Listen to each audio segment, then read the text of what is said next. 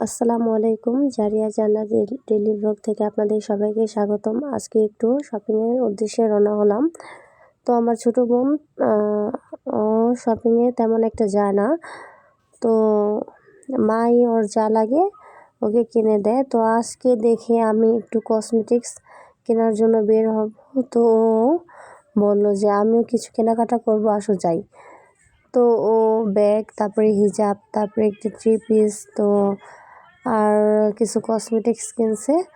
আর আমিও কিছু কসমেটিক্স মেয়ের জন্য আর একটি ব্যাগ কিনে আনলাম। তো বাসায় আসতে আসতে রাত হয়ে গেছে। তো আসলে শপিং করতে সবারই ভালো লাগে।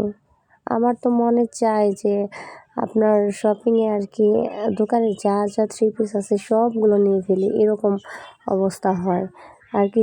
যেটাই দেখি সেটাই ভালো লাগে। আজ এ পর্যন্তই। সবাই ভালো থাকবেন, সুস্থ থাকবেন। আল্লাহ হাফেজ।